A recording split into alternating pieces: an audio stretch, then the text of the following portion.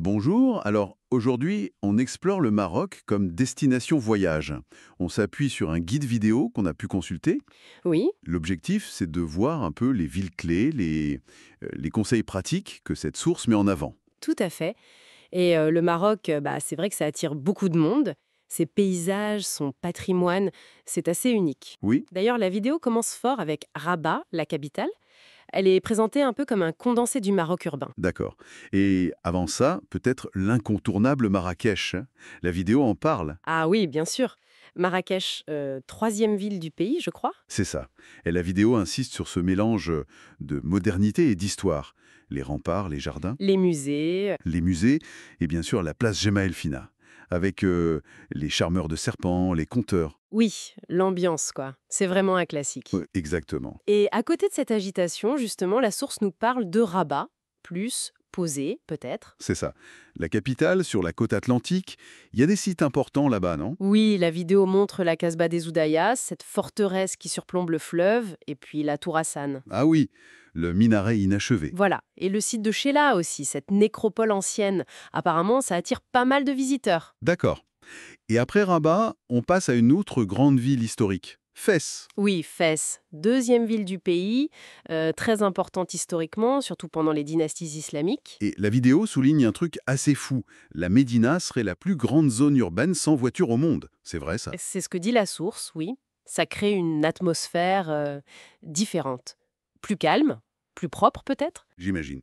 Et avoir à Fès, Ben, il y a la mosquée et l'université Al-Qarawiyyin, une des plus vieilles universités du monde. impressionnant. Et puis des musées sur l'artisanat, comme le musée des arts et métiers du bois ou le Darbata. Vraiment un plongeon dans la culture. Bon, changeons un peu d'ambiance. Casablanca, c'est le côté plus moderne, non? C'est ça, le cœur économique. Tourné vers l'océan, la vidéo montre des parcs, style un peu français, comme le parc de la Ligue arabe. Et le clou du spectacle, c'est la mosquée Hassan II, j'imagine. Ah oui, gigantesque. La source dit que c'est le plus grand monument religieux du Maroc, et même le septième au monde. Carrément. C'est impressionnant. Et il y a d'autres villes mentionnées? Tanger, par exemple, Oui, Tanger, plus au nord, on nous parle de la grotte d'Hercule. présentée comme une des plus grandes d'Afrique. Oui, et puis les remparts, le musée de la Casbah qui donne sur le détroit de Gibraltar. Ça doit être beau. Ça donne envie. Et au sud, Agadir, Oui, c'est plus balnéaire, c'est ça? exactement. Proche de l'Atlas, la vidéo met l'accent sur les plages, les jardins comme celui d'Olian, les golfs, La détente, quoi. voilà. Mais il y a aussi la Casbah Agadir Oufella, même si elle est en ruine. Ça reste un site à voir. Et puis, il y a ces deux villes un peu spéciales. Chefchaouen, Ah, la ville bleue. Oui, la vidéo insiste beaucoup sur l'esthétique, ces maisons toutes bleues. magnifique, Et la nature autour, avec les cascades d'Akchour. c'est ça. Et l'autre perle, c'est Essaouira, surnommée la ville du vent. Ah oui. Pourquoi? Ben, c'est un port assez vanté, apparemment. La vidéo montre son architecture particulière, un mélange d'influences, et ses ruelles un peu labyrinthiques, très différents. D'accord, on voit bien la diversité. Alors justement, pour voir tout ça, ou au moins une partie, la vidéo donne une idée de la durée de séjour idéale? Oui, elle suggère entre 7 et 10 jours, pour avoir un rythme confortable. Assez pour voir quelques villes impériales et peut-être même le désert. Ok, 7-10 jours. Et la meilleure période pour y aller?